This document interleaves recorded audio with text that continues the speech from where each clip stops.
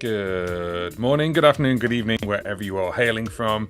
This is JP. Welcome to, well, it's normally Tuesday Tunes, but this is Ask Me Anything. So, if you've never joined us before, my name is JP. This is John Paul Music UK, and we are currently live streaming on YouTube, on Facebook, on my Facebook page, which is at John Paul Music UK. We're currently also streaming on Twitch, and we're now also streaming on LinkedIn as well. So, hi, good afternoon from the UK. It's actually quite sunny outside, so I thought I'd just stay inside and talk to you guys.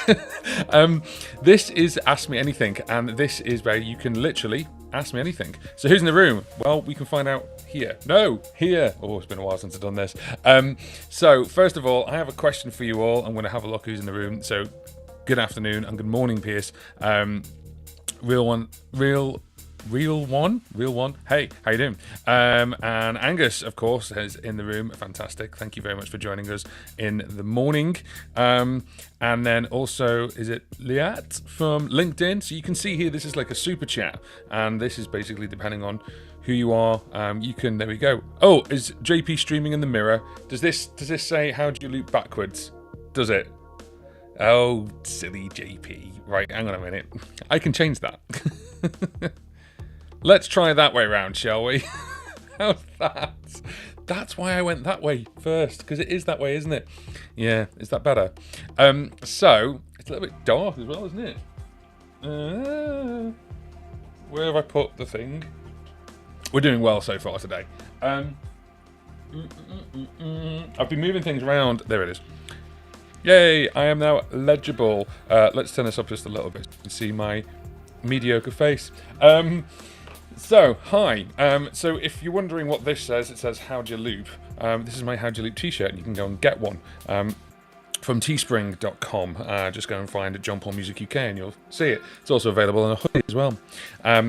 And if you put Love to Loop, so LOVE number 2 loop, you'll actually get some money off as well.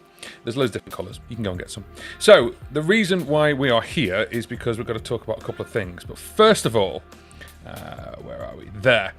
This live stream is sponsored, and it's sponsored by our friends over at DistroKid. Now, DistroKid are a music distribution company. So if you're a musician, a performer, an entertainer, and you've got music out there that you want to get out into the wider world, then DistroKid can help you with that. What you do is you give your music to them. They push it out to all the online stores and digital stores around the world. Things like Apple Music, Spotify, Pandora, Deezer, Amazon Music. There's loads more. And then they'll go and get the royalties for you. So they'll push it all out for you. You keep 100% of everything. And then with other music distributors, quite a few music distributors do where they charge you per release. So DistroKid have always had this platform where it's one price per year and you can release as much as you want. And it starts at $19.99. And basically, you can release as much as you want. I was wondering if I can change the release from an EP to an album. Now I've got a really cool hint for you there. Don't do that, but I'm going to show you a little trick. So what you can do is you can release as much music as you want. Now there's a couple of different tiers with DistroKid. So I'm on Musicians Plus, which is the middle one, which is $35.99 a year. And then that way you can schedule the date of the release as well. And you can also have two different outfits. So there's me, John Paul, and then there's me and my mate, and we are Tokyo Wasteland. He came up with the name, I didn't. It's 80s synthwave. If you're interested, go and have a listen. Go and listen to Tokyo Wasteland. Selfish plug. But basically, DistroKid are sponsoring this live stream because you can get, with that link underneath, you can get 7% off your first annual membership with DistroKid, which is really, really cool. So give the link a click. It's in the description box. It's certainly on Facebook and YouTube. I hope that has been copied over in LinkedIn as well. I hope we can do that. Regarding whether changing your release from an EP to an album, don't. Why bother? What you can do is you can release the album, and then every track, for those who don't know, when you release a track, every single track in the world has what's called an ISRC code, okay? So take that ISRC code and put the same one in the album. That way you're going to get the same amount of hits, and you can do it that way. And then also you can just release it. So most, I'd say 99% of places don't have a problem with this. Instead of taking it down and losing all your streams or losing all your numbers, anything like that, keep the EP there, release the album with all the other tracks, but just embed the ISRC code into that specific track. That way, you're actually using the same ISRC code for both, and then you got your play numbers going up as well. So there's a little hint for you. So you can do that, and obviously then therefore just bring out the album, and then that way you've got a...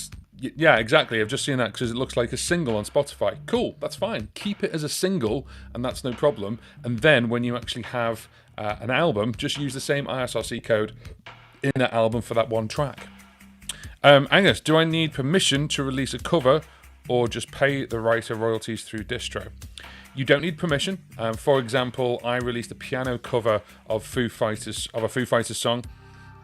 And I didn't contact Foo Fighters, I didn't contact their agents or anything like that. You pay for a license, and it's $12 a year for that license to be able to put that out there. Now, if you're releasing nothing but covers, that can get quite pricey, I'm not going to lie to you. But at the same time, if you're releasing the odd cover, as opposed to your own music, it's maybe worth doing, certainly if it becomes a little bit discoverable. So, just letting you be aware, there we go. Numbers and codes. Why we got into music making, right? Yeah, totally. Just want to play guitar, man. Anyway, so this live stream is sponsored by our friends over at DistroKid. Click the link that's underneath on the screen there. It's underneath the description below. Right, now let's get into it. This is Ask Me Anything. Ask Me Anything. So let's have a quick look before we get going. Liat. Is it Liat? Liat? I'm hoping to pronounce that correctly. It's an older project. I'm not going to release it again. I just want it to look like it has a few tracks in it and not just one. Yeah. Well, the thing is, on any music distributor, you could release that a second time, but still use the same ISRC code as long as you have the rights to that. So yeah, I was looking at this, and in one of my previous videos, if you go through them, it's actually also in the podcast. I am saying it right. Hey, the previous podcast, one of the previous podcasts, which is also a video, I spoke to a gentleman who was a former vice president of Sony Music. Really lucky to speak to him, and one of the things he said was actually having a look at doing this where you've got, say, like an EP or a couple of singles, just get the same code and put it in your album. That way, you're not all of a sudden taking your catalogue down. The other thing as well is those people who like that single, they may have put it in their own personal playlists. So they'll take it and put it in a Spotify playlist, and then if you take it down, it's gone. And they go, well, I can't remember that name, that person. I'm not going to go searching for them again.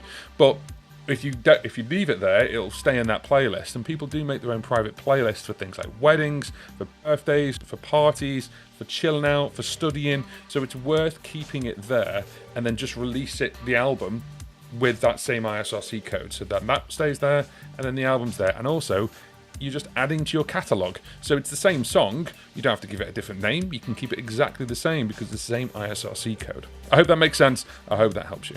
Right, so I'm going to take a swig of tea because I'm British. Oh, no, not really. I'm just going to take a swig of tea. And yes, this is my favourite mug. Just in case anyone wanted to know. So what I'm going to do is basically I'm going to have a conversation with you about one or two things. And I sound really serious all of a sudden. I don't mean to sound serious. And one of them is to do with looping, and the other one is to do with a course of looping. But before we get going on that, I just want to address the chat. This chat here is what I like to call super chat. It's not super chat, it's kind of like a multi-chat. Super chat is a thing on YouTube. If you want to do a super chat, you're more than welcome to, by the way. And this basically is amazing because I'm using a system which is called Restream, and this is Restream Studio, which is free. And this is amazing because you guys can have a chat to each other while you're on different platforms. So you could be tapping away, and on LinkedIn you might not see the response because, say, for example, Piers, if you don't mind me pointing you out, is on YouTube, Liat's on LinkedIn, and you guys can technically chat to each other. How cool is that? So I just love that. I love this thing. So because it can get crazy, and I go off on massive tangents. Piers, I will tell you that. And so will Angus as well. Then I have to sort of go scrolling back through the chat to find out what people have said. So, yes, Piers, is ISRC tied to the song or to the particular recording? If, say, Fatboy Slim came along and did a remix, would that have the same ISRC? No, it would be a completely different ISRC. So it's tied to every single song recording out there. So if I did my song Old Hill, which I've done, and then I did Old Hill acoustic version, then I did Old Hill the liveler version, then I did Old Hill the looping version, I would need different ISRC codes for every single one of those. However, if you want to bring out that exact same song, so that single that Liat was talking about, you want to just put that in the album, it's exactly the same song, so therefore it has the same ISRC code, just put that same ISRC code. And ISRC code is for each song, not for the album. So if you had 12 songs, you'd have 12 ISRC codes, and therefore you can just put them straight in. I hope that makes sense. So therefore, if you then did a remix, so for example, I did the Foo Fighters song on piano, it's not Foo Fighters, it's me. And it was a piano ghost, it was called Piano Ghost version. And it was basically just a way, I'm just trying to bring up DistroKid right now, there we go. It was basically a way, obviously, to, I wanted to play it, I wanted to sing it, and it's just, obviously, that is a completely different ISRC code because it's actually done by me. But then what DistroKid do is they give them the rights. So they actually send the rights out to the right people. They get the license. So you don't get into trouble. You don't get strikes. You don't get lawyers knocking on your door, basically. So you can do that. Anyway, there we go. Now, oh, cool. They've sent me a handy code. Nice. I'm a man, I'm trying to multitask and do things at once. 4, 9, which clearly I can't do. There we go. Please wait. Cool. Yeah, there we go. So Everlong Ghost piano version. Go check it out if you want to. That's me. And it has its own ISRC code. And if I just took that ISRC code and put it into another album or something like that, then it's the same code. So therefore, it would have the same stats, the same information. Now, if I did a new version of that song, I would have to then get a new ISRC code. So if I did it on guitar, or if I did it just the same piano, but I just played it in a completely different way, it's a different recording. and isrc is a recording. Does that make sense? Anyway, there we go. I seem to recall that there's a PRS number tied to the song that's common to all recordings. Is there? There's a copyright one. There is a ISRC code. There is also mechanical copyright and also performance copyright. So you're talking about the performance copyright potentially. That might be the one you're thinking of. Then that would be yes, because then you've got a copyright for the performance, even though it might not be your song when you performed it. So without that, I don't think Tom Jones would have a career. So yeah. Hi from France. Bonjour, ça va? Bonjour from France. Looking for a Sono like Bose L1 compact for looping rigs for the RC505 Mark II. What would you recommend for performing live in small places like a bar? I play guitar, bass, and sing. Well, I'm so glad you asked. That thing down there. Shall I do it? Shall I go and get it? I'll go and get it. It's heavy, so you have to bear with me. Christoph, give me one sec. This was unplanned. Oh my god. Ugh. So this is my looping rig basically. It's not a looping rig. This is my gigging rig. So it's a Mackie. Don't get this anymore. This is actually called the Mackie Reach. And on the back, if I just turn this round so you guys can see it. Ugh. On the back, ins. It's also got a mixer on the side here, and this is called the Mackie Reach. It's a 700 watt multiple speaker that I use for gigging, and that is my rig. That's my entire rig. So that's my entire rig, and that is basically a 700 watt speaker. It's got 4 ins. It's got anti-feedback. I only have one speaker stand because I only need one speaker stand, and it's no longer available. But the Mackie series now, the Mackie, I think it's the Thump Go. The Thump Go now is just phenomenal. It's a cool little speaker. I said it's smaller than that, and it's got a lot of thump to it. It's got a lot of power to it. The other alternative is when you say you're playing guitar, Christoph, are you playing electric guitar or acoustic? So if you're playing acoustic, the other one would be the Sonnet 60 or the 20. So the Sonnet 60 is that one just behind it. I did a video all about that, and it's a nice little 60 watt speaker, and I say 60 watt, but it's actually quite good. It's quite powerful. The 120 obviously would be even more powerful. It has 2 ins on this one, so it has one XLR and one jack. With the 120, you've got combis for both, so you could actually plug in maybe the outputs of the 505 Mark II if you just need 2 outputs.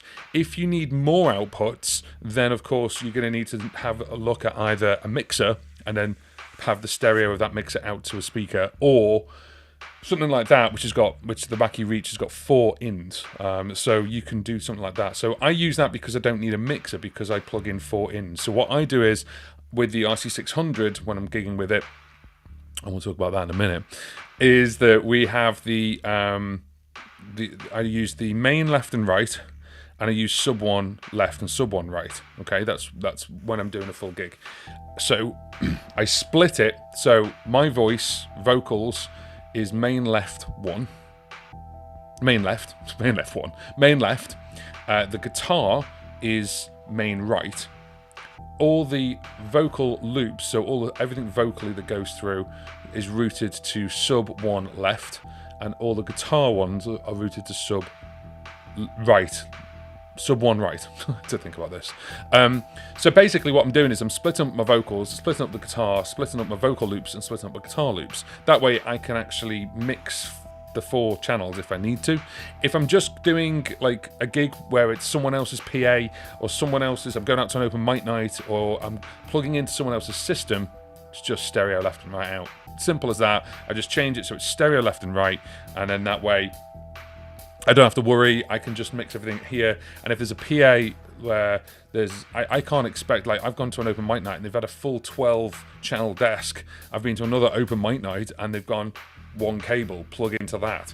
So you have to obviously adjust your system depending on what you're doing. Now, if you're bring your own equipment, then you've got the choice of it all. If it was me, Christoph, if I was buying something right now, I'd either look at the Sonic 120, the upgraded version of that, or have a look at the Mackie Thump Go. The reason for the Go one, they do Mackie Thump 15 inch, 18 inches, things like that. The reason for the Thump Go is it's battery powered, and you don't lose any wattages when it's in battery power compared to when it's in plugged in. And it's got quite a few hours on it, which is really, really nice. So there we go. There's your answer. Ask me anything, and you got an answer. That's what I would, because that's what I'd want to buy. There's loads of different things out there. Now, the thing is, things like the Bose L1 Compact, there is also, again, I always reach out to Mackie, but Mackie do a version of something similar, like a compact version of that. I can't remember what it's called. I'm now scrolling through the internet like a crazy person. The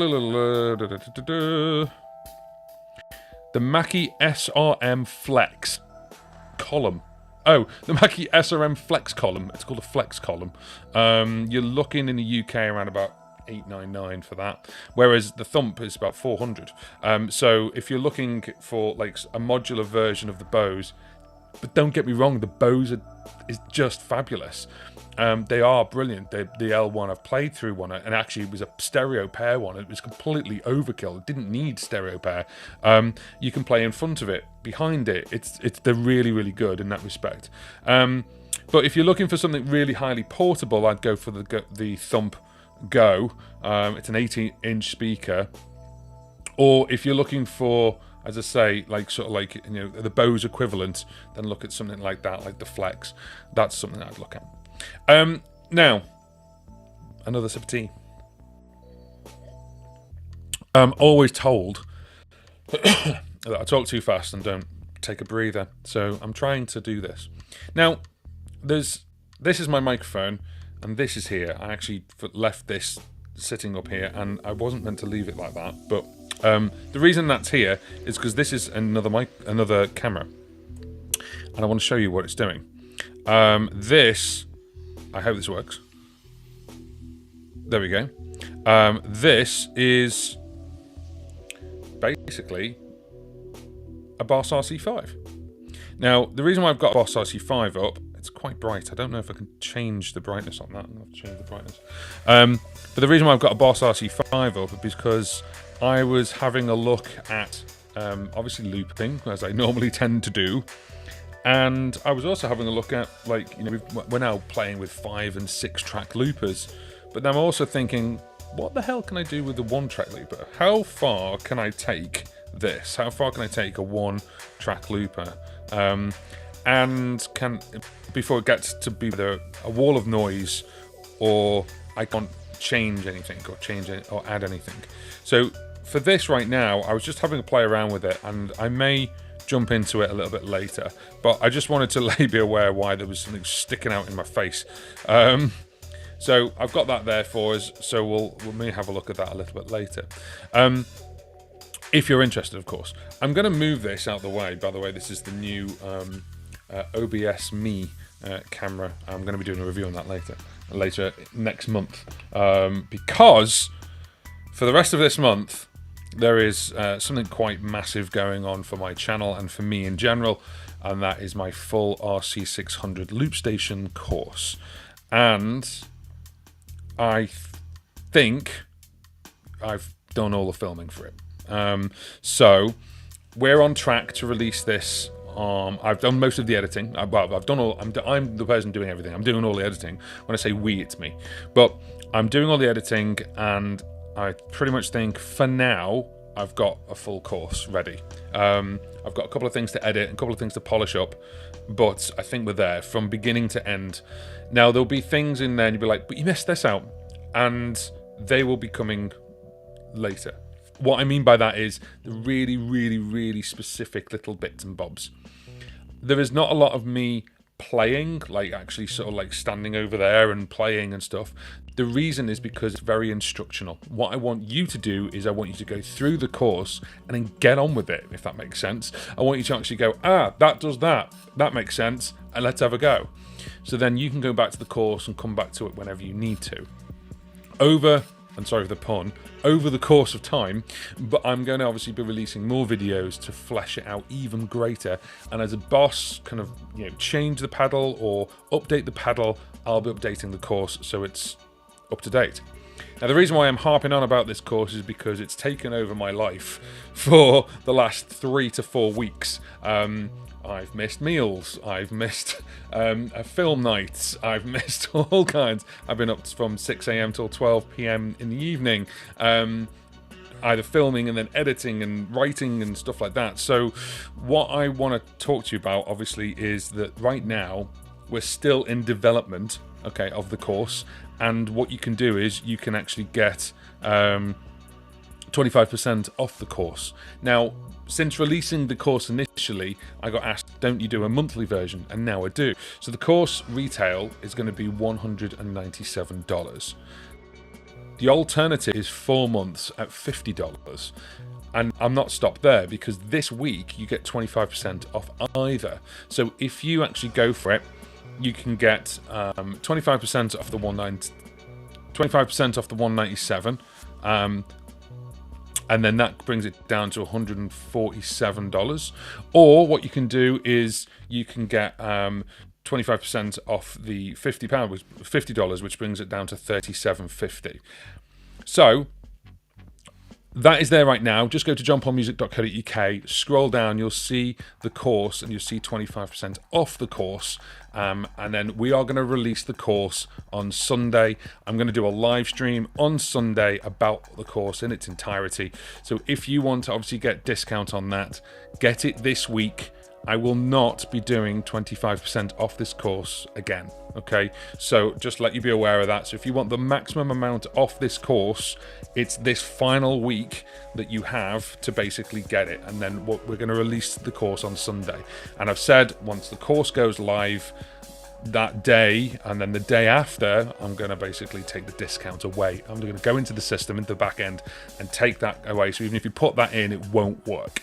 So I've given you plenty of warning, and I did say it will be out in the end of July, and Sunday is the end of July, so we are on course, again, another pun, to release it. So I've done loads on the RC600, and I hope you find it very, very informative, very useful, and I've structured it in such a way that's not the normal way. I've structured it in a way that I would want to discover things.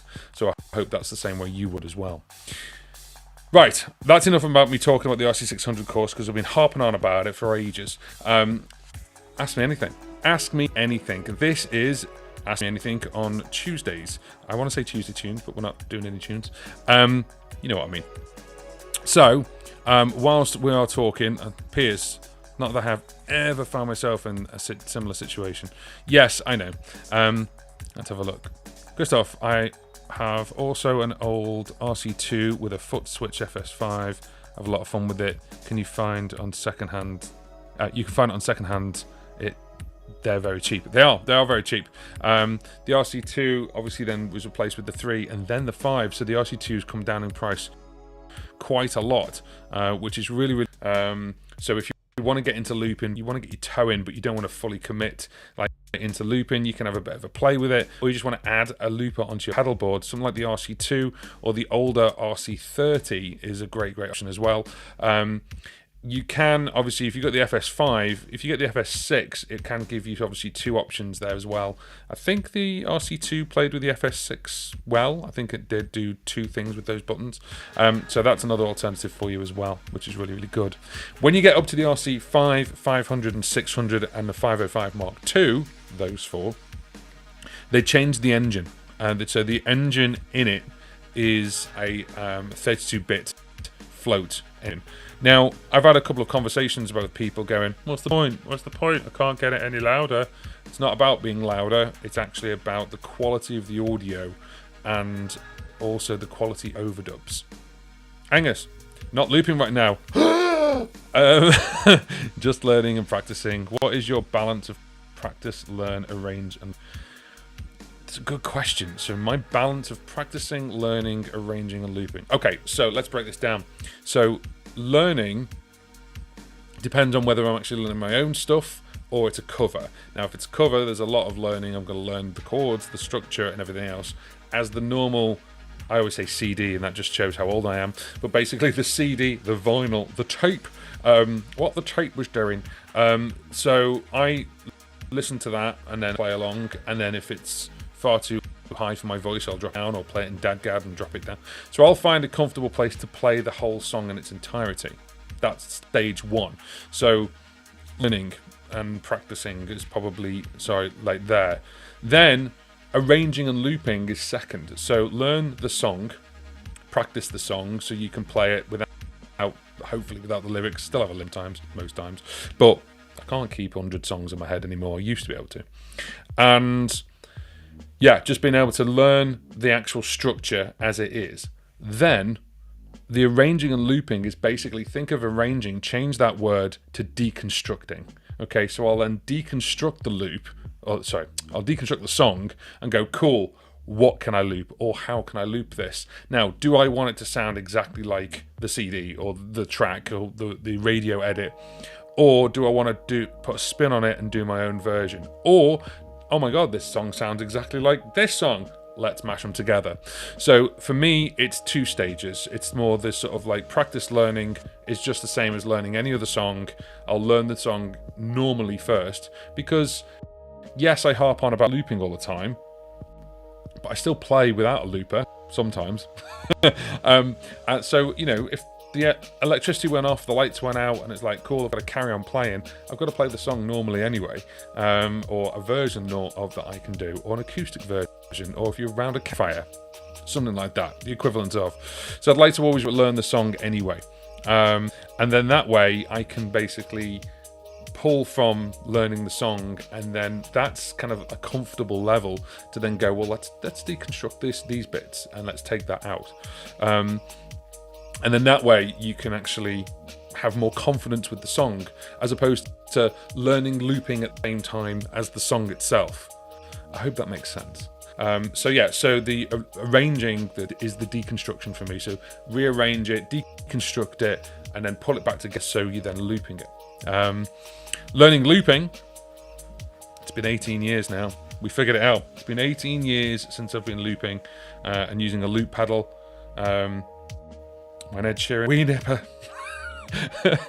I've been looping a long time, and I've been using lots of pedals, so I'm very comfortable looping in different formats, whether that's on an iPad, on an RC2, 5, on a 600. The one that I am still learning myself is that thing over there, which is just sitting in the corner, which is the 505 Mark II. And that for me is a full learn, because now I'm kind of going, right, I know how to loop. And I'm doing this, and it's always been feet with me, even with an iPad, unless I'm looping just vocals. It had like some kind of foot pedal connected to it. That, where are we? I'm just looking at the camera. That is completely different in the sense of, obviously, I could put a foot pedal on it, I could put a MIDI controller on it, foot pedal on it, like FS5, FS6, FS7, you know, I could put them on an expression pedal, but the whole thing of looping, when you're sort of tapping and then you've got the instant controls, there's so much more to do with on that one, that you can have access to the effects so much quicker, and it's just really, really cool. I really, really like it. It's true. It is a little bit like live mixing as well as live looping, because with a looper, you kind of set your levels, just go. With the 505, the 202, no, not the 202, the 505, 505 Mark II, just think of any other loopers have got like faders. The 300, I suppose. But you kind of have to bend down and you normally set them and go, that's the way it is, not changing it for anything. With this, it's kind of like up, down, you know, you're moving around all the time, you're going, cool, let's whack it up, and you're more half DJing. Well, it's a third looping, a third mixing, a third DJing. Like, does that make sense? So it's a completely different like set of rules. It's a completely different skill set in that respect. So yeah, Christoph, with the Switch, you don't have to double tap. Ah, okay, yeah, cool, yeah, brilliant. So they've kept that same system throughout all the one pedal loopers. So that's a really, really useful thing. Now, the really cool thing about the RC5 over the RC2 is that was the first inkling between the 5 and the 500 where you could change what the main pedal does but also change what the external pedals do as well, so you can tell it to do different things. So it could be rhythm, start, stop, erase all, undo, redo, and then you can do that with the 500. So that was the first link. And then when they brought the 600 out, of course, that's just 6 RC5s on steroids. So yeah, that's cool. With the 30, the 3, the 2, I think they were all dictated. Like, you couldn't change what those pedals did. It was like, that's the way the pedal is, and that's it. So yeah, so for me, looping is a fundamental part of my performance. I don't feel naked not looping though. I can go to like an open mic night or just stand up and start playing, no problem. I was playing, we had a like a celebratory street party. There's a field at the top of our road here, and I got there after working my day job and brought the guitar over and just played some tunes and just literally played and sang without a looper and just normal, like a normal artist. And yeah, it's just obviously something different. But looping does have a certain skill set. You've obviously got timing, you've got structure, you're thinking about all the different parts of the song, and you're responsible for that. So then there is more to go wrong, but at the same time, the payoff is much, much greater. As long as you don't bore people to death, which I have done, and I would just encourage everyone not to do. And what I mean by that is, if you want looping to be part of obviously what you do, if you're on your own, then I've done it and I'm guilty of it. Put my hand up, and the first person to do it, first person to admit to do it, is putting everything down in a loop, and then you start singing the verse. And you're 3 minutes in, and people are like, I'm just bored of this song already, because he's not even sung it. So I think it's better, when we're talking about deconstructing, to actually take, put a little bit of a loop in, sing the verse, put a little more loop in, sing the chorus, put a little bit more, and by the end of the song, you've got all your loops in. Because people get it. People get, obviously, what you're trying to do. Christoph, I play in a band, but when you loop, you're the one, you can cover all the songs you want. Yeah, that's great. The only drummer you've got to blame is you. So, yeah, that's true. Jade Starr is in the house. Jade, good afternoon. How are we? I hope you're well. Yeah, I haven't spoken to you in ages. I've been buried in this building my course at the moment. So, hope you're well, Jade. Hope we're doing okay. Steve, detention. Hi, JP. Sorry I'm a bit late. It's all right, mate. Don't worry. There's no late. You've not missed a thing. Obviously, all my live streams go up as replays. So you can always watch it right from the beginning as well. So, life takes over. You've got to go somewhere. You've got to be at work. You've got other things to do. So don't worry, Steve. We're just talking about structuring loops, but also I've just talked about my course, and then I'm also talking about how the RC505 Mont 2 is different than pedal looping. There you go. You caught up. Done. One thing that Steve did miss, and also Jay's missed as well, is this live stream is sponsored by our friends over at DistroKid. So the guys there have basically given us this link that's on the screen. It's also in the description box as well, and you can get 7% off your first annual membership when you join up. And DistroKid is a music distribution company. They're also just started DistroVid. So if you've got music videos, you can do that. And I think it's $99 for the year, which sounds like a lot, but believe me, it is not. So if you look at like music videos on like all the big streaming sites, they're now bringing video in. They've been doing that for a little while, and you can get into that pie as well, which is really, really good. So there we go. Angus. Yes, I like to strip a song down, to play the song guitar vocal, and then think about how I can add it with the looper. I rarely recreate the original. Yeah, this is it. If you want the original, go and play the CD. It's the whole point of a live performance. Where even if you've got loops that are pre-loaded, like pre-recorded, it's still you. It's still the way you did it. It's different. So I really, really believe that. I mean, I'm someone who creates stuff from scratch all the time. I won't I very rarely have pre-recorded stuff on my looper. There's one song that I do, for example, Justin Timberlake's Senorita. There is so much in that song. There's so many different elements in that song. And I am trying to create elements from the track, but it's still a live version. So what I do is I put a skeleton version down on 2 memories. So one for the verse and chorus and one for the bridge. And then they're set. They're almost like sort of like skeleton tracks. I'll loop over the top of it. And then when I go up to the next one, I can loop over the top of that and bring it back down again and do things like that. So I'll keep looping all the way through that track. It's a great track to play with, though. Great fun. People move to that track, which is quite good. Yes, Pierce, best part of being an unaccompanied singer. If you know the words and the tune, you can just sing it. Absolutely. Worst part of being an unaccompanied singer, there's nothing to hide behind, and a mic stand is way thinner than me. Yeah, me too, mate. Me too. Yeah. Jade, I use DistroKid for all my music and they sponsor my channel. We love DistroKid. Love to the DistroKid. Jade, I'm interested. With DistroKid, have you had a peruse of DistroVid and you've gone, music videos? I'm thinking about it. Music video, do you want to see this?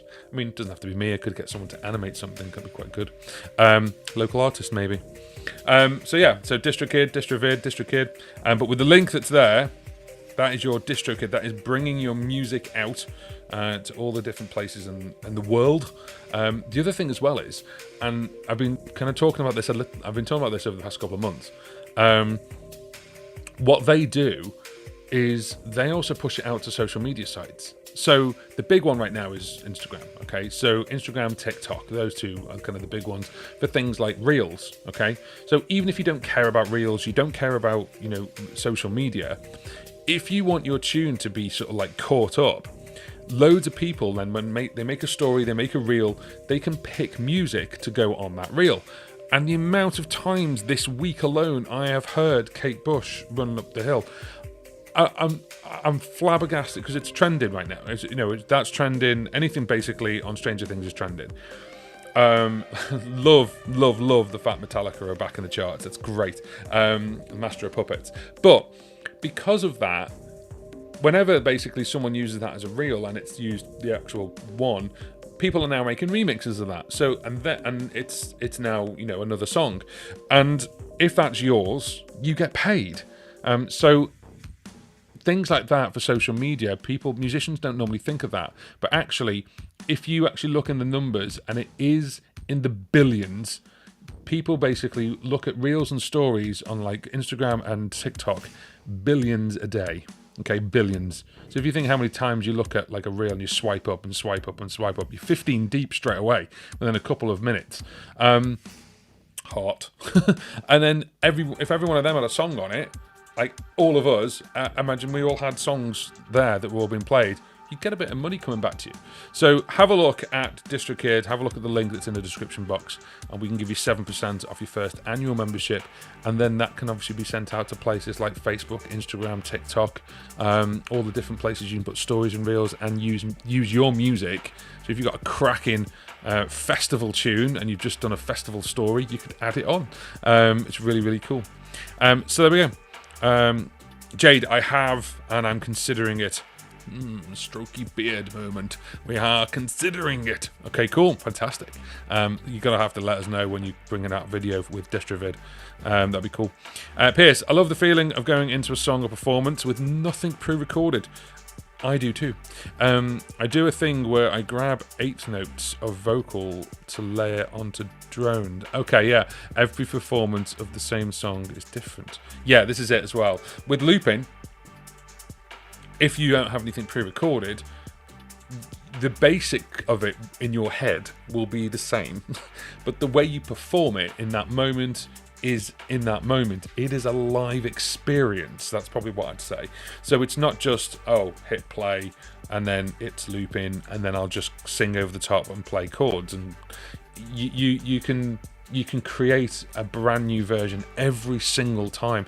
The amount of times I've changed the way I do Boss Castle or Old Hill, which are all my tunes, by the way, all around this town, that there's different ways you can do it. And when you're confident in the structure, and that's why we're talking about the structure of the song, and then you can start ripping bits out and putting bits back in, you can have different ones all the time. It's really, really cool. Angus, and it's indirect, unpredictable too. Beto's breakdown of Master of Puppets was done a few years ago, and it's now trending huge. Yeah, this is it. It's amazing that this one show has like completely brought back two songs from the 80s, 70s, 80s, and it's fantastic. I love it. I love that. Seen Metallica twice. Good gigs. The one where the stage is in the middle. The Reload tour.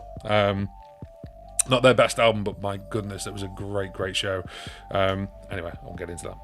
So yeah, there's a couple of things as well which I just need to do. There we go.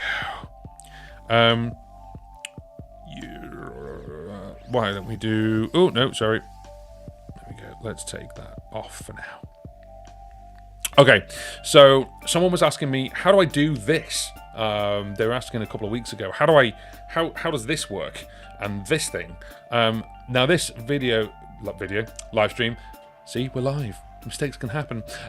This live stream is sponsored by DistroKid. However, this is actually, the way I create this is actually through what's called Restream, and this is called Restream Studio. So Restream is a system which basically can stream out to multiple platforms. So at the moment we're out to the YouTube channel, of course, my Facebook page, Twitch, and LinkedIn. And if you give that link a look, you can actually join and bring it up. Now, the really cool thing is what I'm using right now is a Chrome browser. There's no software at all. Plug in a microphone, plug in a camera into my computer, select them, and then that's it. We're good to go. It's actually plugged into an audio interface, but you get the idea.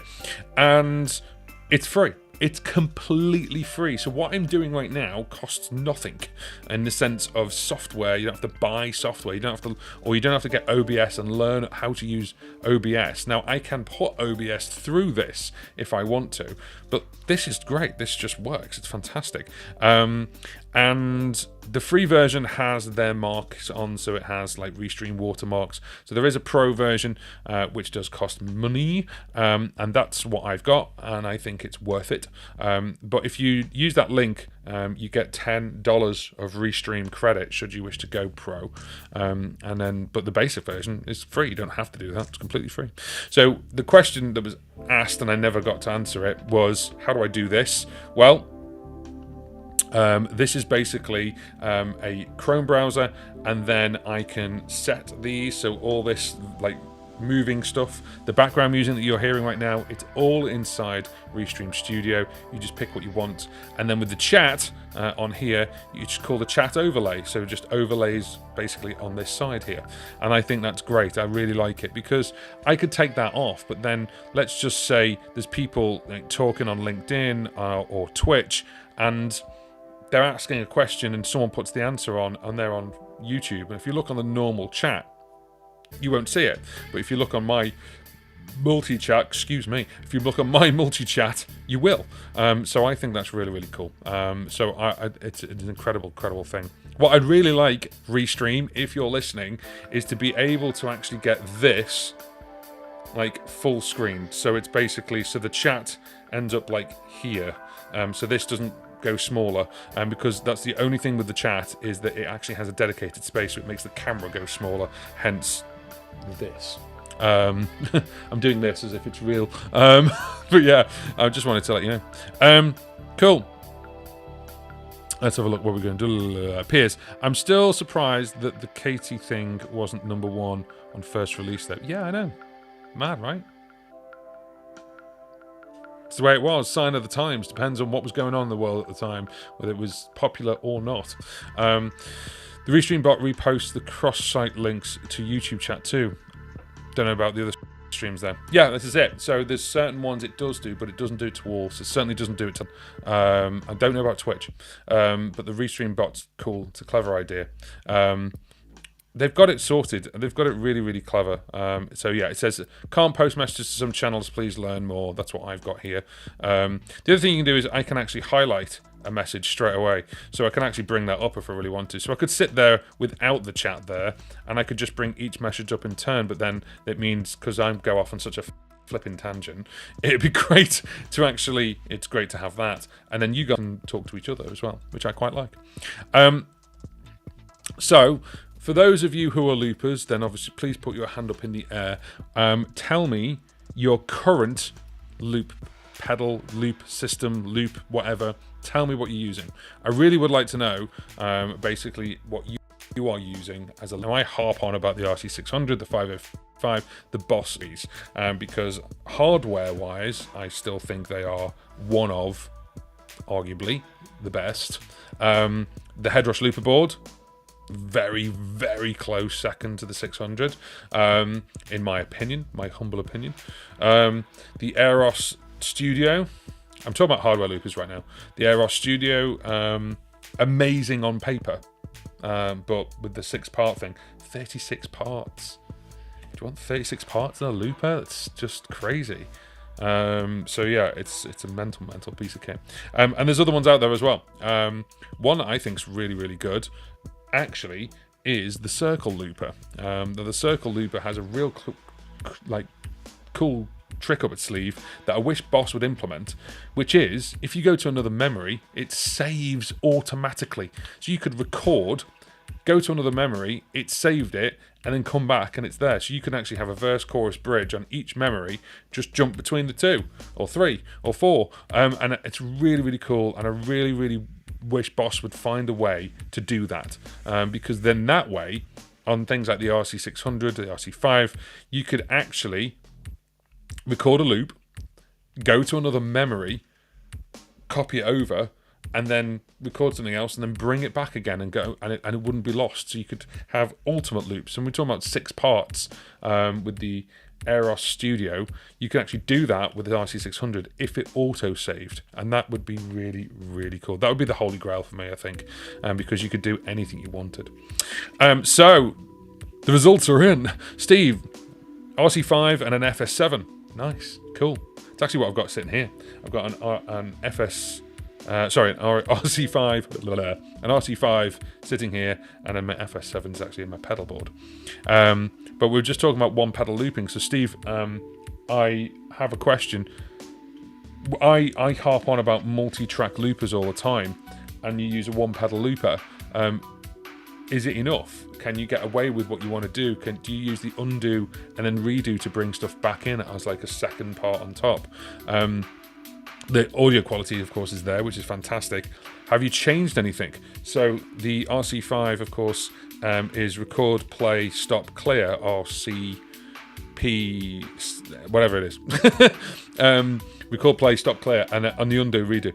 And then with your FS7, what are you doing with those 2 buttons? Are you just changing memories? Is it the rhythm? I'm just curious. I'm really curious with one pedal looping. I've kind of like gone full circle. I've got like 6 pedals, 8 pedals, blah, blah, blah. Now I'm gone back to 1 again. And I haven't gone back to 1 personally. I'm still using the RC600 and I'm learning the 505 Mark II.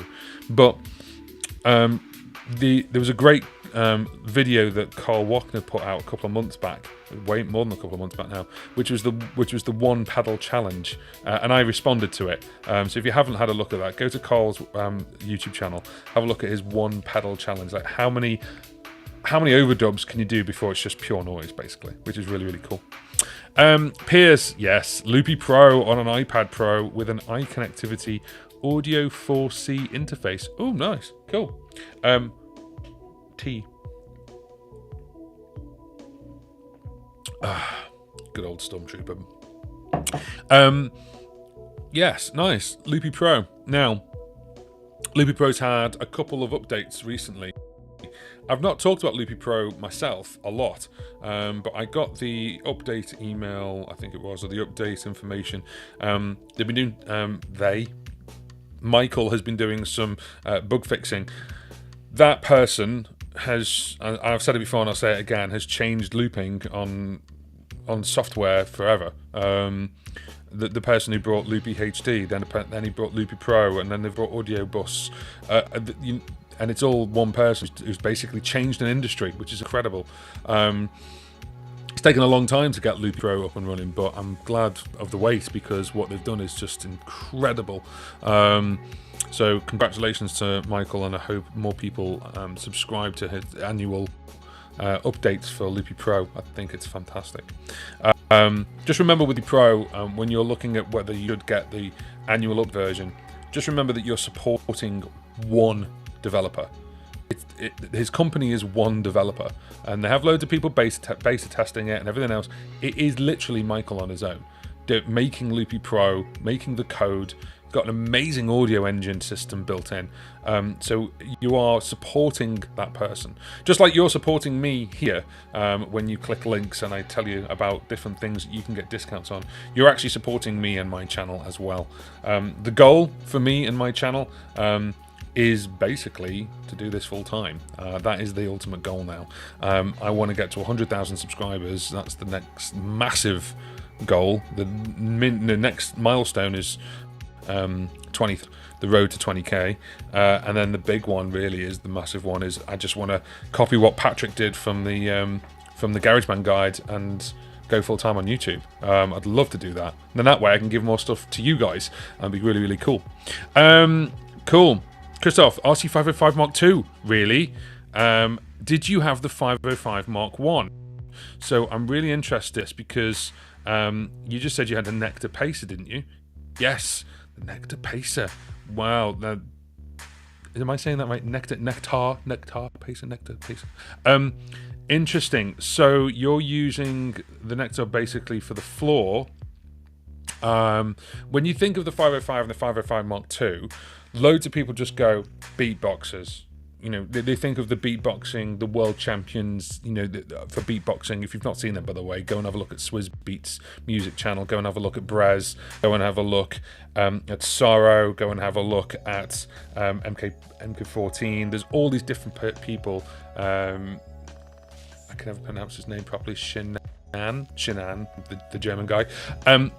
Brilliant people, and brilliant ways of using input effects and track effects, and they use the banks all the time. That's how they change their tune without adding more loops. It really confused the hell out of me for years. I was like, how are they, this has got to be pre-recorded, and it's not. It's all done in that moment. So they're using like the OSC bot, they're using sequencers, and with their voice bringing it all in, and then they just literally, you can see them like hold down and go from bank A to bank B to bank C to bank D, and they've got stuff preset. So then as they hit the button, like 3 effects go and it just kicks in, and it changes the way that actually plays. It's really clever. So 505, I've seen a couple of people with them who are singer-songwriter, play guitar kind of people like me, but then also the big ones are all the beatboxers. So if you want a bit of an education, go and have a look at things like all these different people from the beatboxing world, because I've learned a lot about like sort of like the production of sound when you're live looping, as opposed to just going boots and cats. Actually getting the tone right from, and they're the best people to do it from. They do it at a massive scale. They do it like to the equivalent of like a stage. Go and look at who's the UK guy? Oh, my brain's gone dead. It sounds like Stormzy, but it's a one word. I can't remember his name now. But there's loads out there. Definitely go and have a look at that. I'd be very interested in that. But anyway, we're back to Christoph. Sorry, I go on tangents, and then I have to come back and find where I am. So 505 Mark II with the Nectar Pacer. It's interesting. It's really interesting, because you've got basically a little bit of the best of both worlds. With the 600, the one thing you're missing is that sort of like fader connectivity, real quick connection to the input effects, track effects. You can do it, but you need another pedal on top. So you kind of got like a tabletop and a floor. So yeah, very interesting. Angus, RC600 with the OC8 octave pedal, right? Oh, the Beat Buddy, using the Beat Buddy, the VE500 and the MC8, the Morningstar. The Morningstar is amazing. So is the Morningstar more of a central brain than the 600 is? I'm just wondering, because I know a lot of people who hit one button and then the MC8 like sends out 6 signals at once. Or are you controlling stuff the other way around? The VE500, of course, is the direct competitor to the TC Helicon Voice Live Player Q-Stick. There was another VE which was not great. But the VE500 is great, right? I think the TC Helicon just wins on natural harmonies. It sounds a little bit more natural. But the VE500 has got some really cool effects. So that's really, really nice as well. Pierce, in theory, with a Launchpad X, but I hardly ever use it. Okay. Yeah. Fair enough. Where are we? There. At least 3 of my things on the change log are bugs I reported. Nice. Yeah. So we're talking about Loopy Pro right now. So yeah, I mean, the thing is, Michael is quick to respond to them, which is really, really, really good. Steve, no, it's never enough. We're talking about the RC5, right? It's never enough. I had a faulty RC600. It went back, and now back to basics. Top switch system on off, bottom is switch the loops. Okay, so the top is switch the rhythm on and off, and the bottom, we're talking about the FS7 now. The bottom is switch loop stop. Nice. Okay, yeah, cool, fantastic. So many iPad stuff is the work of single developer company. Yeah, it is, and it's amazing what a Tasty Pixel, that's the company, it's amazing what a Tasty Pixel has done. I'm not bringing them up on the screen now because I can see them unless people start really chatting. Michael's working on desktop version of Loopy Pro because Beardy Man is nagging him. Really? Is that true? I didn't know that. That's interesting. I finished my tea, but I have a stein of orange squash. It is actually a stein, and it is only orange squash. I'm telling you that now. It is, genuinely. Oh, it's only 3 o'clock here. So, wow. So he's bugging him for one. That's brilliant. I didn't know that. Beardy Man. Beardy Man and DubFX are 2 people who really, really influenced me going, you can do looping properly. You can do looping on a grander scale. Those 2, obviously, a lot of the times, certainly with DubFX, using an RC300 for quite a while. I think he influenced a lot of people to go and get a bass effect processor, because he was using the bass effect processor, wasn't he? I can't remember the name of it.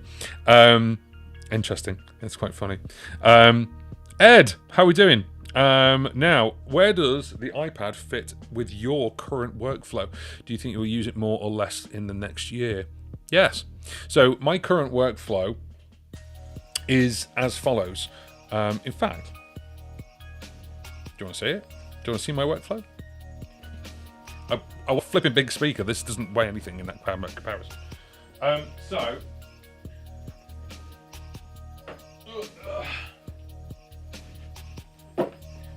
This is my current workflow, if you can hear me. Hope you can. This is my current workflow, and I have currently been testing a load of pedal boards. I've been very, very graciously sent the BCB90X, which is this. Something just dropped off the thing. Oh, it's just a cable. And then also the BCB1000, which I love and I prefer, but I can't fit everything in. So the 1000 is sitting over there, and I love it. I think it's probably one of the best pedal boards because of the flight case roller pull-up thing. If you're familiar with it, if you're not familiar with it, it's a pedal board. It's about 600 millimeters long, or wide, I should say, and it just about fits the RC600 on, but no more. You can't fit anything else on unless you put it on the top. You squeeze it in. What I want is that BCB 1000 to be a meter long. I want it to be longer, and then that would be the perfect one because it's actually like a pedal train. So the pedal train, you can take it out, you can unlock it and just take it out and lift it up, put your supplies underneath and everything else, your cabling, And then what it also needs as well is connectivity. So the BCB90X will do for now. It's the best one for me right now. And all I've got on here is the FS7, the RC600, and my M Audio expression pedal. And the thing I like as well is the connectivity. So that is the actual power supply connectivity up here. Plug my guitar in, plug my into here, and then those two on the output. Now, before you start screaming at me about TC Helicon,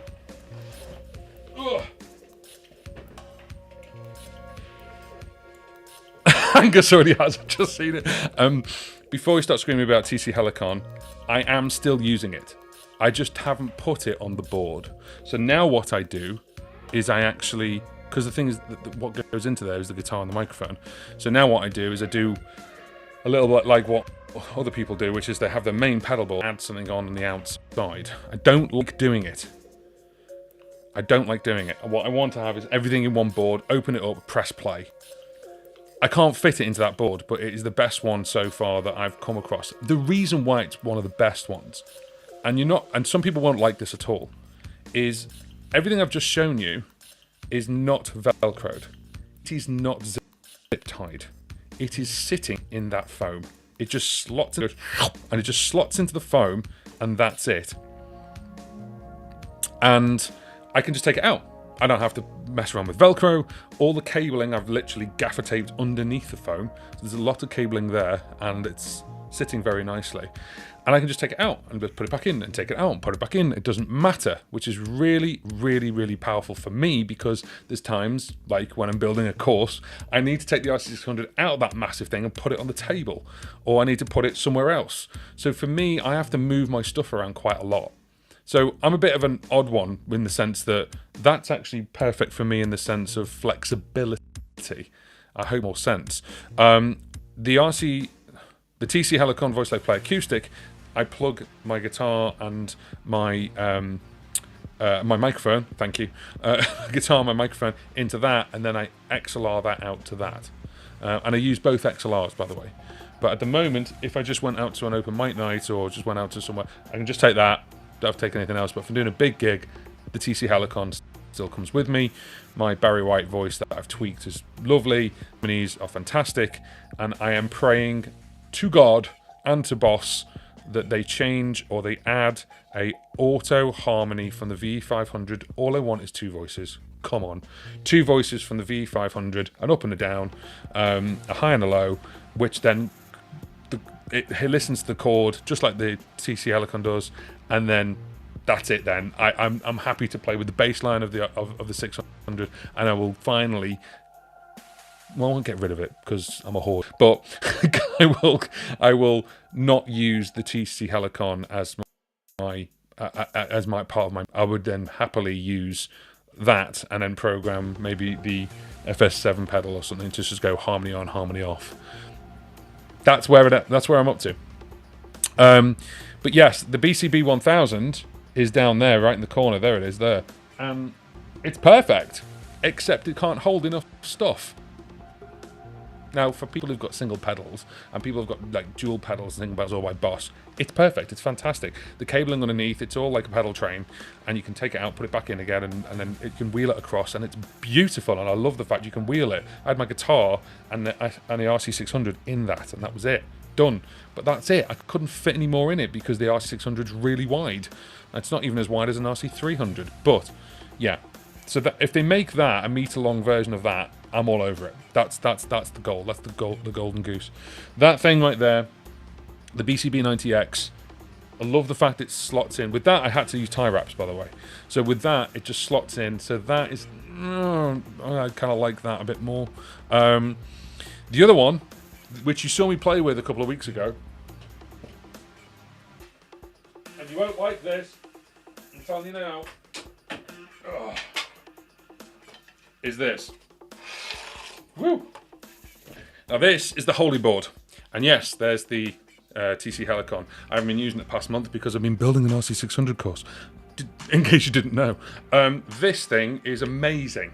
It's amazing because it's all holes. You use tie wraps. As you can see that is tie wrapped. No Velcro. Completely fine. as he drops it probably.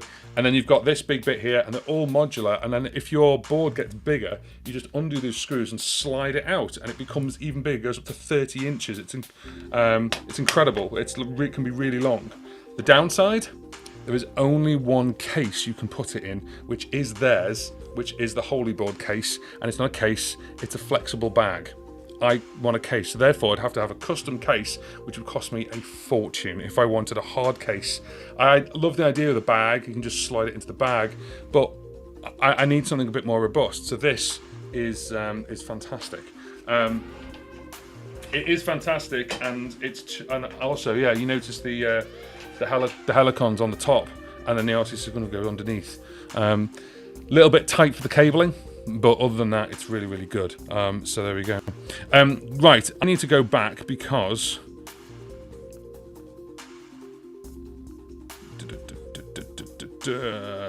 Ed, where are you? No. Someone asked me. Yep, no. Ed, right. So there's my pedalboard stuff. You were asking me the question. Where does the iPad fit into my workflow? Well, currently, the iPad I actually use for lyrics, but I am looking into using Loopy Pro as a controller RC600. So I've seen a lot of people using Touch OSC for controlling the RC600. You can build your own sort of version of it, but it works on Wi-Fi off plugging it in. I want it to be wireless. So on the back of the RC600, I've got it here, is this. This is the WIDI Master, and this is amazing. Honestly, I've got two of them. I've got this one with the WIDI Master, and this is the WIDI Jack, which is TRS MIDI. And basically, you can plug these in, and they'll talk to each other. Or if you've got this into the RC600, it'll talk to anything that's Bluetooth, so an iPad. So I can use Loopy Pro, not use it for looping, but actually use it for controlling CC and PC messages with this plugged into the back of the RC600, and therefore I can have faders, I could have a start-stop, and so I've got the flexibility of like a 505 on the iPad, and then that'll be on my mic stand, so I'll have it as lyrics, but then I can switch over half lyrics, because I've got a 12.9 inch iPad, half lyrics, half Loopy Pro. Perfect. And that will literally be perfect. I've just got to build it. APT Acoustic, good afternoon. We'll have to catch up on this later. Of course, all my live streams are available for watching later on, should your life take over. So yes, so that would be where my iPad fits in. It currently is like, I use it like a reference for lyrics, but I'd like to have it so it's kind of like, as opposed to like that way around, it's landscape, and I have half Loopy Pro and half lyrics, so I can reference the lyrics if I need to, swipe across and get to the next page. But then also the other side, and I don't know why this way around, but the right hand side would be Loopy Pro and the left hand side would be lyrics. It's probably something the way I read it, and then that way I can literally just quickly fade up, fade down, next memory, because memory, by the way, is program change on an RC600, so you don't have to use the 16 assigns, you can use it as PCs, so it's a lot better that way. So that's where it fits in, and then where it will be fitting in next year. So I'll be probably using things like Loopy Pro, but not for looping. Be using it for controlling, whereas opposed to the Touch OSC, you've got to physically plug it in via a USB cable. And to be quite honest, if I could have everything wireless, I would. It's just the way I am. Christoph, I had the 505 Mark 1 before. Choose the 600 because the RC600 and I don't want to go on the floor to change all the parameters. Yeah, I get that, but definitely need to have control by the foot with the neck side. That's interesting. So yeah, so people just don't want to bend down and kind of like, change things, and that's fine. I use the 4 silver control knobs on the 600 just for things like inputs, as volume inputs, which is really, really useful. And then let's catch up. So Piers Birdie used a bunch of custom abandonware on his iPad controlling Ableton, so I think things are starting to creep. Right, okay, yeah, abandonware, yeah, makes sense, because obviously, I mean, if you look at the system that he used, it's still quite cool. And there was an older iPad app which had loads of effects, and it was a little bit like Beardytron. If you look at Ed Sheeran's one, so have a look at Ed Sheeran's, drill into Ed Sheeran's looper. The Chewy Monster Chewy 2. That is not a looper. That is a pedal MIDI pedal, basically, a very fancy MIDI pedal with an LCD display. And if you look at his latest tour, he has 4 of them going around on that central stage. The actual looper is Morbius, and the software, and that is from 2014. So it's not like modern looping. It's certainly not 32-bit. It must be 16, and I don't think it's been updated in the past couple of years. So I think the team that deal with Ed Sheeran's looper and things like that, they think they've been just taking a version of that and writing their own stuff, because for him to able to go to any one of those 4 controllers, which is Chewy, and it's the same looper anywhere on the stage, they've got to write some stuff about connectivity to be able to do that. I don't know. I've explained this. I'm moving on. It is used. It's used on the main gigs. It's not used on the like the sort of like little half-an-hour sets and open mics. Massively underpopulated are those empty spaces calling for your gear acquisition. Yes, and one of the pieces of gear that's going to be added to that board is this. Now, this is a little bit of a sneak peek because it's out there. You can go and buy it. But I haven't actually unboxed this yet. And this is what's known as... Please focus. There we go. A Sonic ABY. So it's an ABY switcher. So what I want to do is I want to plug both guitars into that. And then that will go into the TC Helicon. Because... the problem with the TC Helicon is it has 1 guitar input, and I use 2 guitars in my show. So I have one that's normal tuning, and the other one is DADGAD. So I can plug both into the RC600 because there's 4 inputs, 4 jacks. But this little baby is going to change all that. So this is a little pedal, which basically is a ABY switcher. So 2 guitars in there, and then 1 out there, and then that's loud. That's my only worry about this. It's a little bit loud, but anyway, hopefully it's a dead switch. You know, true bypass, as they call it. So yes, so that is going to go on the board. It's only a tiny little thing as well, but very important. So there we go. I never get a satisfactory pedal board. I come close when I get out the woodworking tools, but then I have to find a bag or case. Yeah, this is it. I personally think one of the perfect ones right now is the Holy board, but it needs... you can buy the bag, and the bag's not cheap, and it's really high quality made, and it's made in the US, and it's amazing in the fact that basically everything's been thought of. However, I couldn't take that with me on the train. It's like the bag... By the time you put the weight on it, and you put the RC600 and you put everything else you want on it, the weight alone, I don't have the strongest back in the world. I have a pretty bad back, if I'm honest. Hence why I sit down for a lot of things. But I couldn't carry that like that. That's why this, by the way, hang on. I've been getting up a lot in this live stream, so I feel like it's like drawing the curtain back, but anyway. This is perfect, okay? This is, boss, if you're listening, this construction is perfect. It just ain't long enough.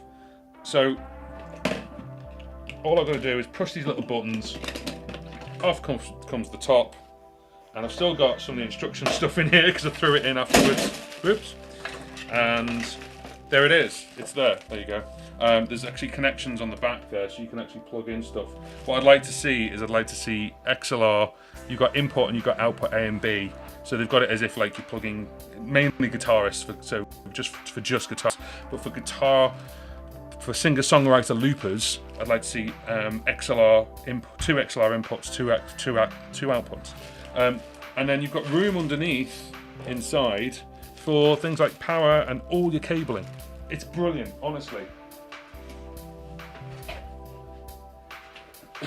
So they took the idea of a flight case, and then they took the idea of a suitcase and just put them together, and they put wheels on it.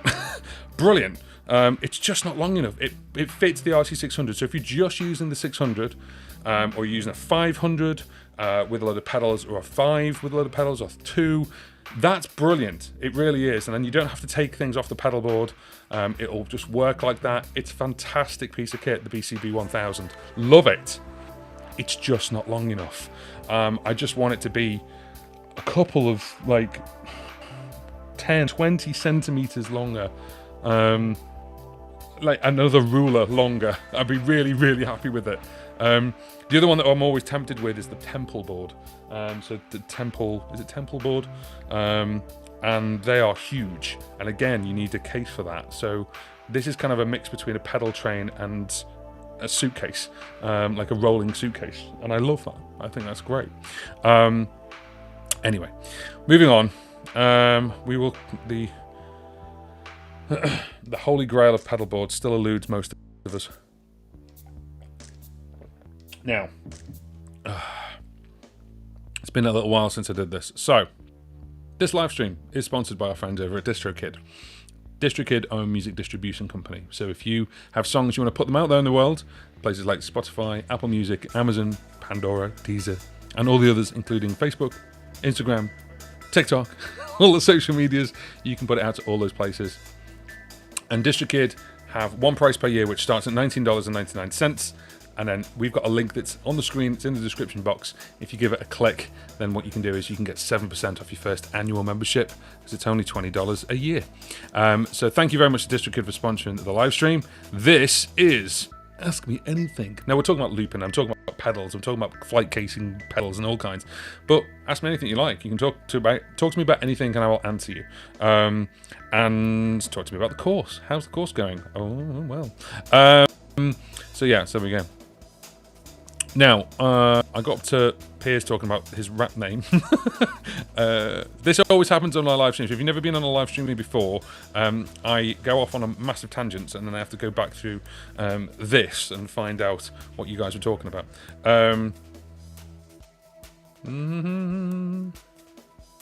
My rap name is Alex. My rap name is Alex. Oh! My rap name is Alex. It has a video on using it. I thought you were saying that your rap name was just Alex. Yeah, stupid JP. Stupid. On Loopy Pro on his phone to control Loopy Pro on his iPad. That's clever. Seems to work very well. Yeah, it would do, because at the end of the day, it's Bluetooth to Bluetooth, and it's actually really low latency. So Bluetooth 5, as long as you got the right device, like a later device, like an iPhone like 11 or something, or 10 or 11 or 12, Loopy Pro on his phone to control Loopy Pro on his iPad. That makes perfect sense. Yeah, you could do that, because you could just tell it, control this on that device, and you just send the signal across. It's exactly what I do with the WIDI Master. So that it says, where am I sending this? MIDI. What MIDI? MIDI through that thing, and it sees it. You just connect the WIDI Master up first, and it just goes and sees it. With two devices that have got Bluetooth, you don't need to do that. You just say connect to that Loopy Pro as opposed to this Loopy Pro, and it works. So that's really clever. I like that. There are videos breaking down how he's using it. Fascinating stuff. I'll have to look into. My rep name is Alex. I'll have a look at that. That's cool. Angus, understanding the actual software is Ableton, and the plugin is a version of Mobius. Ah, okay. Yeah, probably is. The version of Mobius, though, I mean, when you look at Mobius itself, it's not new, unless someone has taken it and done new things with it. That makes more sense. But yeah, fair enough. So we're using Ableton and then plugging in there. Mobius scripting built in. They don't have to write custom software, just extend the scripts. See, there we go. I said something about it, didn't read further down, and then we got an answer as well. So you guys, basically, Piers and Angus, are well and truly on this. So they've obviously figured it out. Central software doesn't care where the MIDI messages come from. Oh yeah, no, fair enough. Ah, okay, cool, yeah. And all his consoles can just run from a HDMI splitter on the computer running Mobius. Through HDMI? Really? Oh, it's sending the signal through HDMI. It's clever, isn't it? I like that. I think you and I clarify this every time. Yeah, you probably do. Yeah, I probably forgot. Sorry. I can't wait for the Piers and Angus live stream. I'll be jumping on and asking about Mobius. You guys can answer it together. Been looking at configuring Loopy Pro and changing to work like Cheery. Okay, cool. Loopy Pro is capable as hell. It is. but not quite capable enough work like Chewy. Yes and no. Having said that, though, like DubFX has basically said, this is it, this is what he's doing. And then also, Beardy Man obviously hopping on at Michael to make a Loopy Pro Mac version, clearly can see the advantages of it. So the engine is there, definitely. And it's very capable depending on obviously what iPad, or if you can get it working on an M1 Mac. I've got an M1 Pro, and believe me, like, it doesn't even break a sweat. We're doing this live stream right now. It's cold to the touch. It's like not even lukewarm. And I've got 2 cameras plugged into it and my iPad. So yeah, that's it. The UI, but the case is constrained by carry-on luggage size and rules. Oh, of course. I didn't think of that. That's probably why. They probably designed it in such a way that basically you could use it as carry-on, therefore it's got constraints to the measurements. Oh, why didn't I think of that? Of course, yeah, it must be. Because it is about the size of a carrot. Well, it's yeah, it must be. That must be the reason, because it's such a shame for people who want a loop at like an RC600 and more on that board. You can't. You can just barely squeeze stuff on. If I put it on there, it's fine. I could put maybe I could put my volume pedals sideways. I don't want to do that. I don't want it sideways. I want it next to it. So yeah, looking at it now, thinking that makes much more sense. Oh well, I want them to actually make a bigger one. It's as simple as that.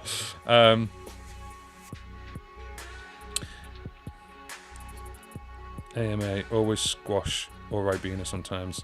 Pandemic, miss visiting the UK. Yeah. Well, this is orange pineapple. Oh yeah, Robinson's. The good stuff. The double concentrate stuff. Oh yeah. Keeps me going. Mobius author has said he's going to open source it, but it's been a while. Okay, so I'll tell you what we do. We publicly turn around and go, as a group, please open source it now. Like an open letter. Let's do that. That'd be really, really good, wouldn't it? See what people come up with. Be interesting, that, I think. I still owe you that video on how I use LP, but the heat has been too much for me to get up and film. Yeah, it's been redonkulous. In 1 week alone, we've gone from 40.3 in the UK to chucking it down and cold. Welcome to the UK, I suppose. And then I'm now caught up. Pierce, oh yeah, massively capable, but making it work exactly the same as an existing bit of kit isn't the same as making it work right for the artist given a clean sheet. Yeah, that's true. It makes sense. Certainly with, I suppose, DubFX and Beardy Man, a couple of other people as well, had an opportunity. Michael was creating Loopy Pro at the time, and then also with the Morbius team, or well, the Ed Sheeran team, I should say, using Morbius and Ableton. Of course, it's kind of taking that and implementing that, and how do we implement that in a live environment more than a studio environment, if that makes sense. So yeah, so very, very interesting times. Ribena of Cave, though, even the non-diet version has artificial sweeteners now. Sugar tax is a terrible thing. It is. Oh dear. You're talking to a man who's basically his favourite drink in the world is Mountain Dew, not the diet stuff, not the zero stuff, the stuff that makes me huge. But hey ho, so sugar tax on that is like about £8 million. So there we go. This is Ask Me Anything, and we're talking about Ribena right now. Ribena's loop pedals and cases and software. Interesting. The other thing as well is sorry, I just got a notification. I just need to. It's time sensitive, so this is what happens live with no SIM card in my phone. There we go. Cool, grand. So yes, it's all fun and games. I'll bring you some sugar-filled Ribena from Canada when I next come over. Look at this. We're helping people out on my live stream, giving them their Ribena fix. Funny. So yeah. Ask me anything. Now, the thing is, I was talking about one pedal looping. I did sort of dive into this. And it's gone full circle where basically we've gone from 6 tracks, 5 tracks, 12 tracks, whatever you've got. What can you get away with on a one pedal looper? How many tracks, how many overdubs can you do before it's just pure noise? Can you do tricks like take the loops off? At what point do you then undo or redo? And then with undo redo, then you can you have to record everything in one go, so you can undo it and then bring it back again. A cool feature of things like the RC600 is mark back. So you then record something, set the mark back, record some more things, hit mark back, and those things go away.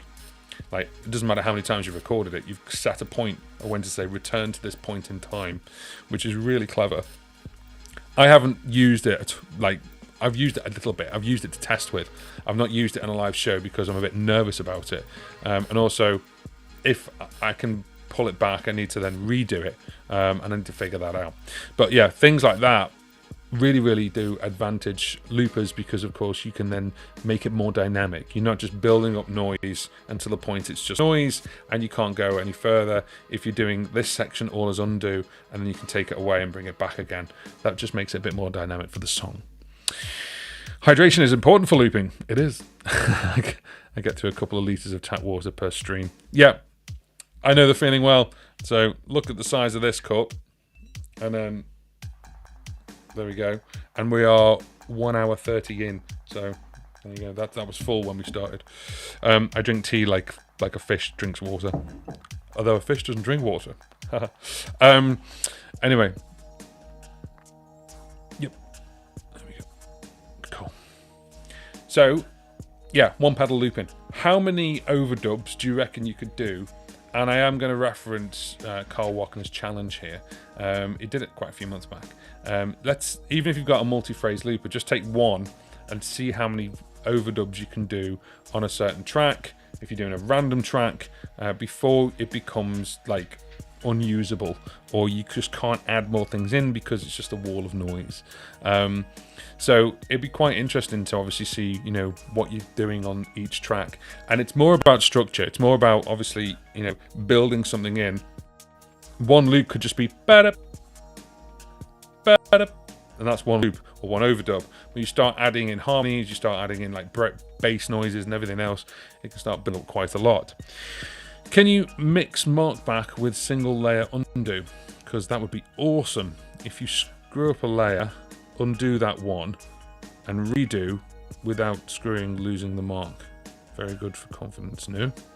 Yeah, it would be, but no, you can't, because what you're doing is you're telling the looper, imagine you've like gone rhythm, you've put a bass line down, and then you put like chords down, okay, like guitar chords. So those three, you mark back at that point, okay, so those three are saved, as it were. Then you do stuff on top, and you hit mark back, all that's gone, so then you're just left with them. Does that make sense? So you can do that, so you can record, play, record, play, record, play. The last one you can undo and bring back, no problem. But when you hit mark back, shoom, gone. And then it's them three. Now, you have to have a play around with it, because of course then, like, there is a mark back to put back everything. So like an ultimate redo, like an ultimate redo. But then can you undo that bit? That's what you have to look at. If you're gunning at that point, then start separating out into the different loops, because that's the whole point of a multi-track looper. So you can start separating things out other than using it for single mode. So yeah, it would be really useful if you could do that, but you're kind of getting into almost editing at that point, where you're doing like a multi-track, like DAW. Now I don't know if Loopy Pro could do that, because of course Loopy Pro you can have as many as it can handle, so you could potentially have that on a different one and do it that way.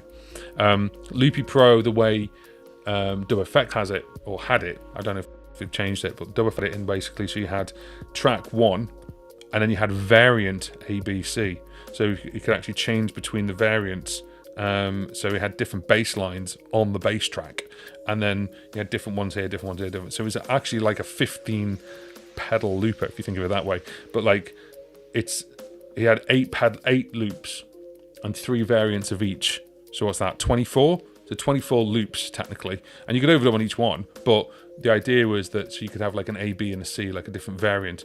So then you could do that and have it as a variant, because he had them in groups.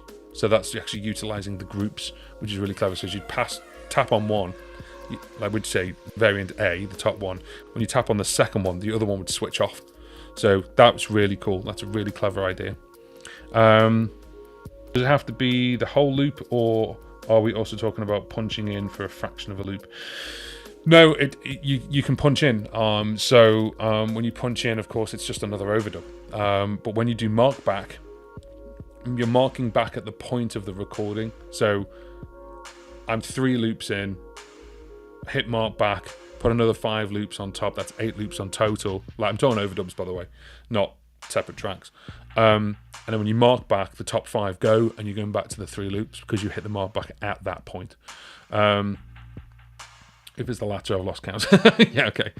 Loop Pro only has global undo at the moment. Yeah, that's it. So it's just a general undo, and it's probably the same as a loop pedal. It's the last recording that you did when you opened and closed the recording.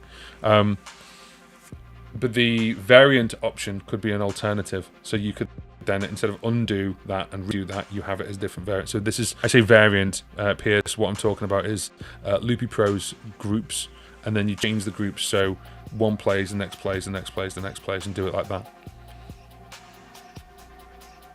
Does it have to be was talking about Whatness Challenge? What do you mean? Does it have to be was talking about Whatness Challenge? So Whatness Challenge was using a 1 pedal looper and then seeing how far you could get with it.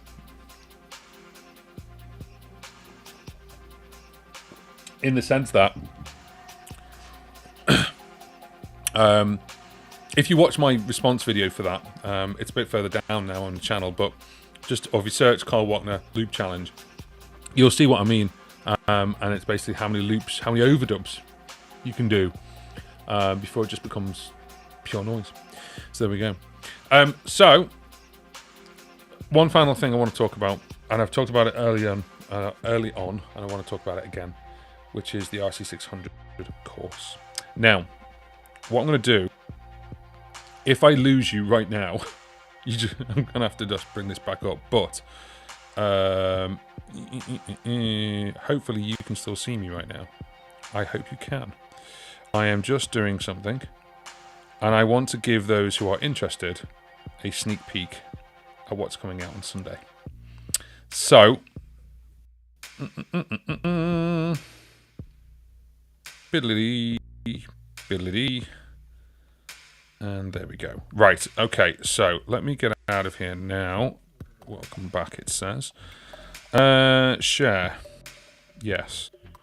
The phrase that most people heard during lockdown, which is, I'm just going to share my screen. So, specific window, that one, go. Okay. So what I'm going to do is, I'm going to give you a sneak peek of the course. I'm not going to play any of the video because it won't play the audio.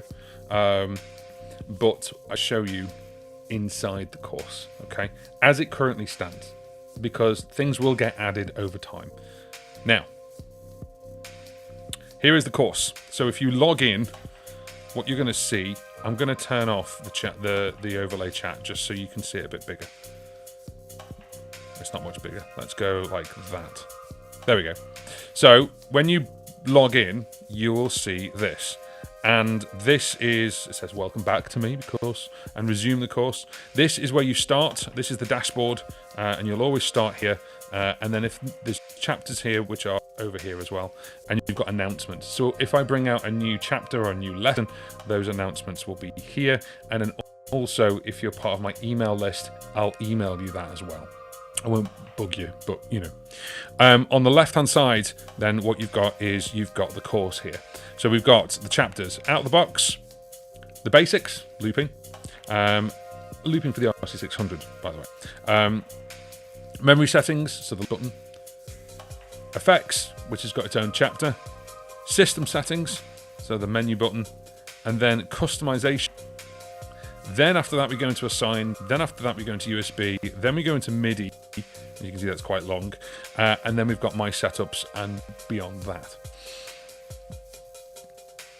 So, did you see all that? I hope you saw it. Where are we? You're going to be playful? There we go. Cool. So, that is the course. That is how the course looks at this moment in time. And the thing with the course... Oh, comments have gone. That's annoying. The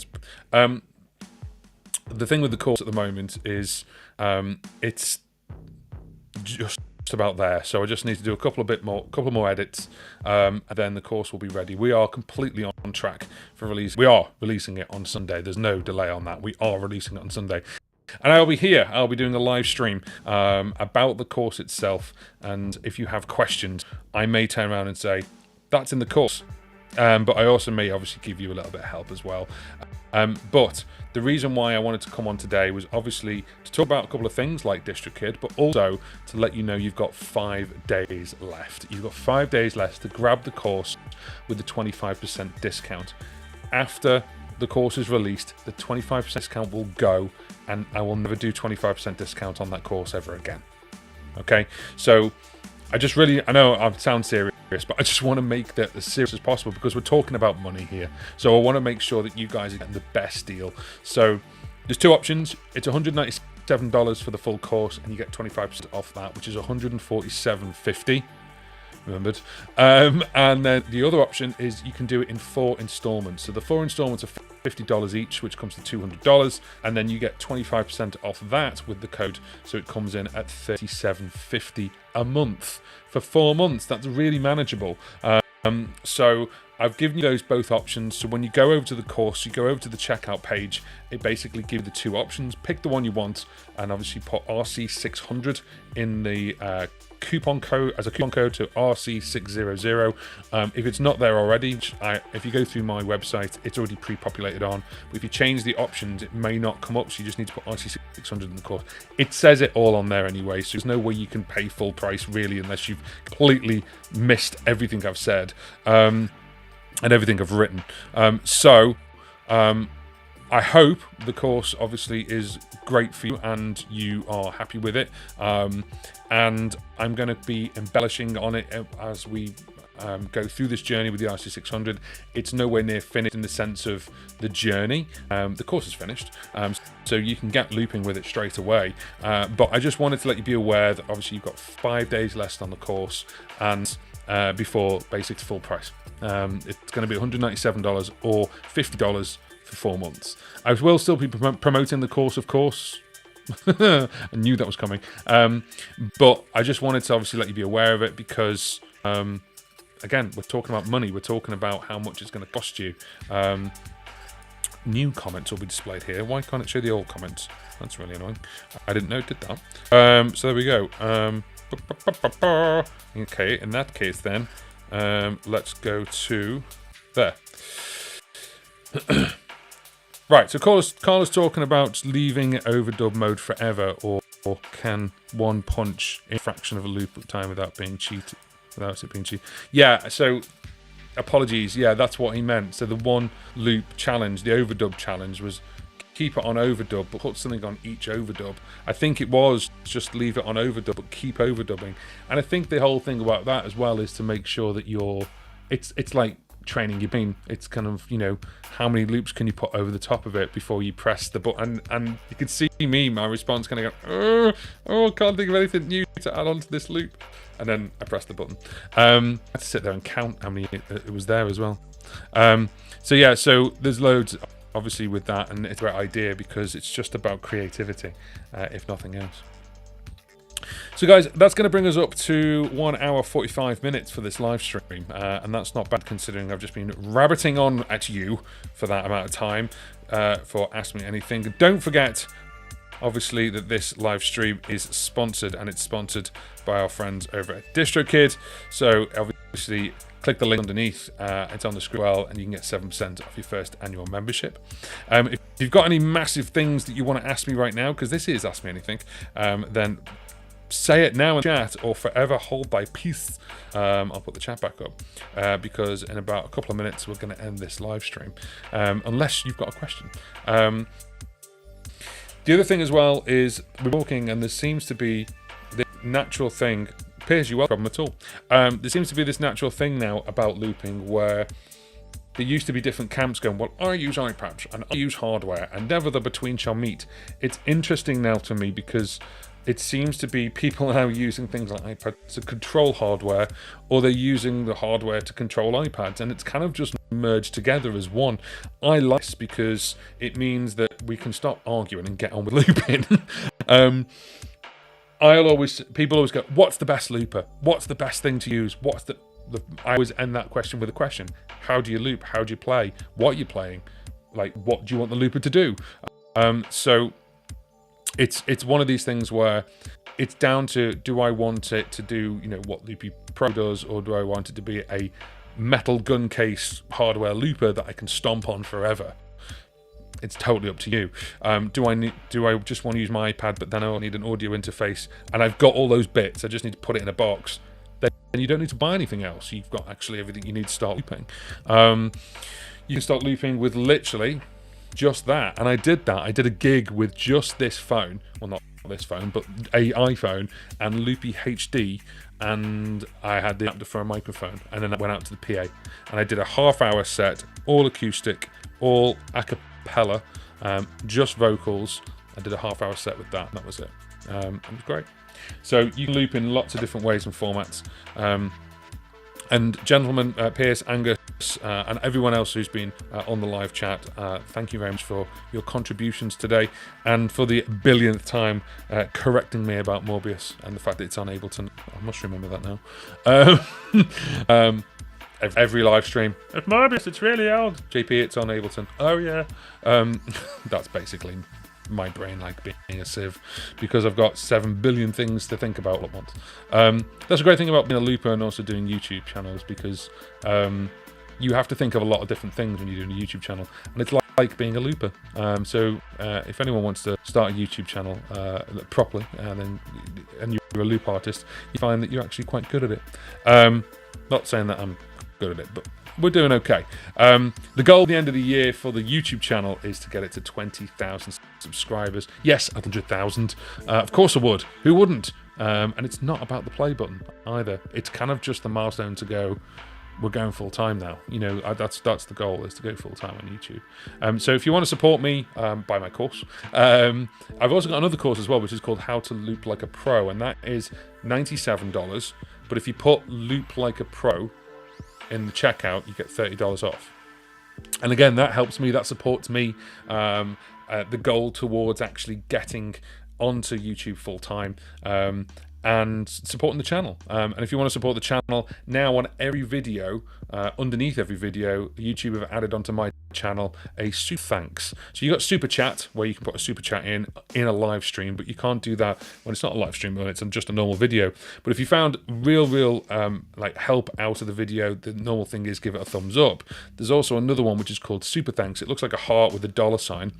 And you can just do that by basically, it's like tipping a busker. You can tip a YouTuber and go, thanks, and give them some money. And it helps support that channel. It helps keep it going. It helps that person just keep driving and pushing and doing more things. But also it helps with their family, and it helps, make sure they get the best out of their time. So I want to say a massive thank you. I'm not sort of like plugging for money, as it were, but at the same time, in order to do this full time, these things need to happen. So on that basis, I'm going to leave you with that. But thank you very much for tuning in on this Tuesday afternoon. If you've missed any of this live stream, then obviously it will be available for the replay. And if you're watching on the replay, hi, you've missed loads. Then obviously, thank you very much for watching. Give it a thumbs up, give it a share, and we will see you on Sunday for the launch launch of the RC600 course, I will put a live stream notification up to tell you when. It's going to be Sunday afternoon UK time, just so you're aware. Wash hands. Yes. So I'm going to put obviously a live stream up on. It's going to be Sunday afternoon.